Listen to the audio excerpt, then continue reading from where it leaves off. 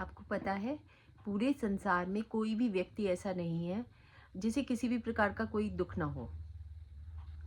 और कोई किसी वजह से परेशान है, कोई किसी वजह से परेशान है, किसी को पैसे की या फिर किसी को नौकरी नहीं मिली है, किसी को कोई शिक्षा से वंचित रह गया है, तो हर व्यक्ति परेशान है, कोई बीमार है। और इसके लिए हम भगवान से कितनी प्रार्थनाएं करते हैं और ये भी बोलते हैं भगवान जी को कि भगवान प्रसाद चढ़ाएंगे आपको। लेकिन कई बार प्रसाद चढ़ाने पर, मन्नतें मांगने पर भी मन्नत पूरी नहीं होती।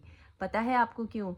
तो मैं आज आपको एक कहानी सुनाती हूँ, बहुत ही प्यारी कहानी है, सुनिएगा। सुदामा जी का तो आपको पता है कि वो कितनी गरीबी में रहते, घोर गरीबी में। तो रोज वो भिक्षा मांगते थे और 5 घरों से केवल भिक्षा मांगते थे। और जब वो 5 घरों से भिक्षा नहीं मिलती थी, कई बार ऐसा भी होता था, तो वो, उनका पूरा परिवार और वो खुद सुदामा जी भूखे रहते थे।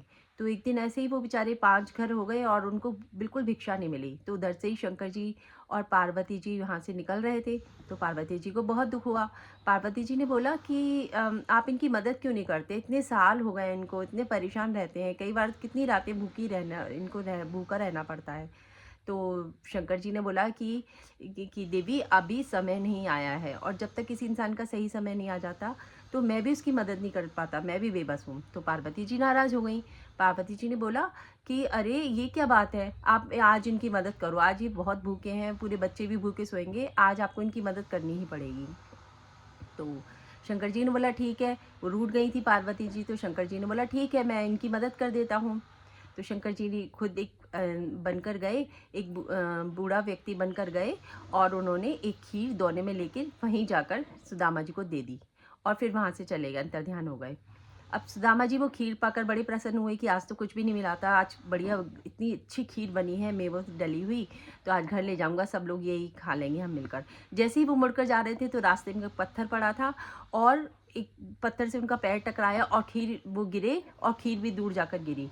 और उधर ही एक कुत्ता था, उस कुत्ते ने वो उस खीर को खा लिया। उधर शंकर जी पार्वती जी ये सब देख रहे थे। तब शंकर जी ने कहा कि देखा देवी, मैं इसीलिए मना कर रहा था कि जब तक किसी इंसान का सही समय नहीं आया होता तो मैं भी उसकी मदद नहीं कर पाता। और देखो, अभी इनके खीर इनके भाग्य में नहीं थी तो चली गई। जब सही समय आएगा, जब से इंसान को सब कुछ मिल जाता है। तो पता है आपको कि अगर आप हर चीज़ के लिए प्रार्थना कर रहे हैं, प्रेयर कर रहे हैं, कई कई बार निराश भी हो जाते हैं बहुत चीज़ें से, और चीज़ें नहीं हो पाती हैं, तो फिर निराश होने की ज़रूरत नहीं है, क्योंकि सही समय नहीं आया है। सही समय आएगा तो आपके कर्म फलित होंगे। बिल्कुल भी निराश ना होइए अपनी हर परिस्थिति से। जहाँ भी आप हैं, जो भी कर्म कर रहे हैं, बस कर्म करते रहिए। जब सही समय आएगा तो आपको उसका फल ज़रूर मिलेगा, बिल्कुल इसी कहानी की तरह। कैसी लगी मेरी कहानी और आप इससे मोटिवेट हुए कि नहीं, मुझे ज़रूर बताइएगा। आप सभी को नमस्कार।